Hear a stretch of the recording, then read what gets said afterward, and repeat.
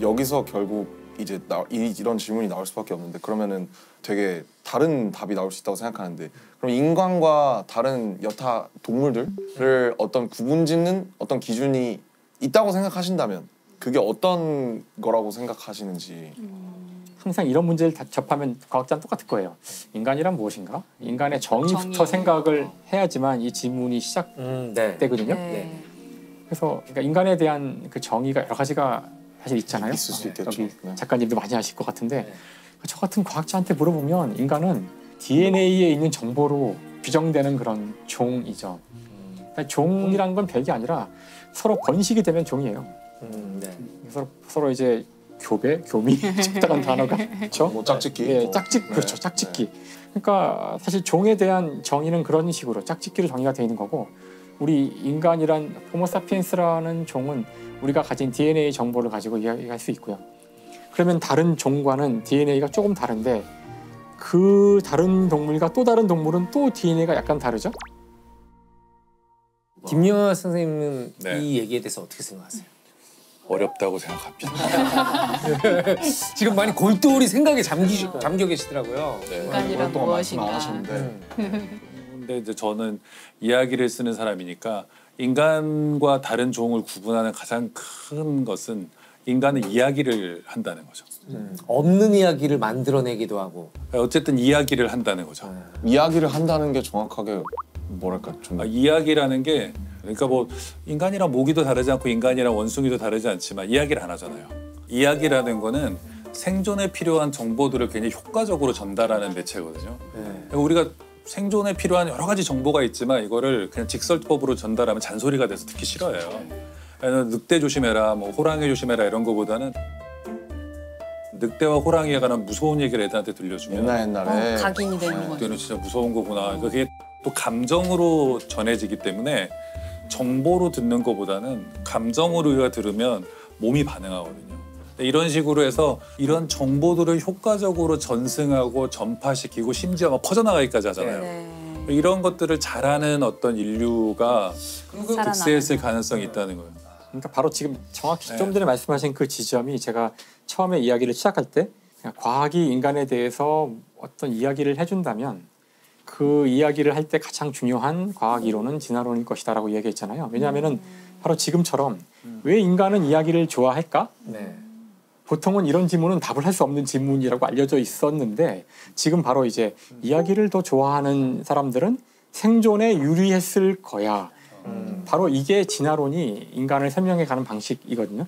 근데 이 틀을 가지고 많은 것에 적용할 수 있어요. 김상훈 선생님 말씀하신 것처럼. 예를 들면 방탄소년단의 음악은 어떻게 전 세계의 많은 사람들에게 퍼져나갔는가. 이거 연구한 사람들이 있더라고요. 그런 질문을 던질 수 있는 거죠. 왜 다른 음악이 아니고 그렇죠. 왜 다른 뮤지션이 아니고 여기에 적자가 되었느냐. 또 이런 그냥 질문을 던질 수 있다는 거예요.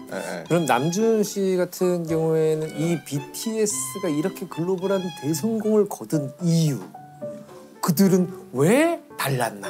뭐 물론 대답이 저도 뭐 자연 선택처럼 변화하죠. 상황이 달라지니까 변화하는데 콘서트 2시간 반 동안 저희가 앞에서 몸 받쳐서 뭘 부르고 몸을 갈아 넣는 걸 보는 게 그것은 어떤 언어의 영역이 아닌 기운에 정말 그런 게 있고 조금 더 진심이 하트 투 하트로 전해지는 느낌이 조금 더 그걸 강력하게 좀 받으시는 것 같다는 생각은 했었어요. 과학적으로 분석되지 않는다는 점이 가장 매력적인 점인 것 같아요. 그렇죠. 다 설명할 수는 없다.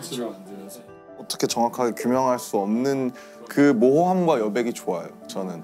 사실 진화는 이유가 없거든요. 진화는 정말 매번 아주 무작위적으로 변이가 일어나고 그 변이는 대부분 다 좋지 않은 결과를 보여줘요. 우리가 DNA가 이상해지면 안 좋은 결과가 나오는데 이따금씩 그것이 좋은 결과를 보여주는 경우가 있어요. 그것이 이제 선택되고 해서 더 번성하게 된다는 건데 이때 이 개체가 선택되는 이유는 그냥 그냥 운이에요 다. 근데 사실은 이유는 별로 없고 이런 단순한 규칙만 있을지 몰라요. 진화론이라는 단순한 규칙뿐이거든요.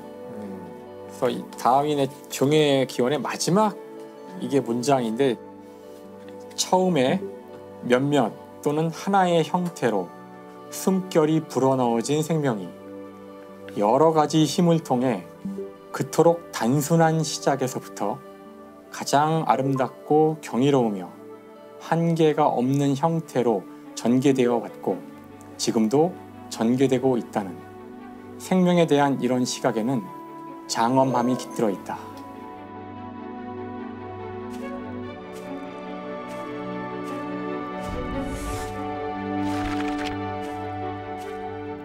그렇지, 그렇죠. 근데 뭐 적자 생존의 그 서바이벌 오브 더 피티스트잖아요. 예, 그럼 피티스. 그러니까 적절한 존재가 살아남는다는 거, 강자가 아니고 좋은 게 아니고 그게 뭐 습지든 아니면 화산의 분화구 아니든 어디든 간에 우리가 지금까지 이걸 할 수 있는 것은 거대한 소행성이 지구에 한 몇천 년 안에 떨어지지 않았기 때문에 우리가 공룡처럼 멸종하지 않고 살아서 지금 이렇게 누리고 있는 건데 내일이라도 떨어지면 우리는 피티스트가 아닌 거죠.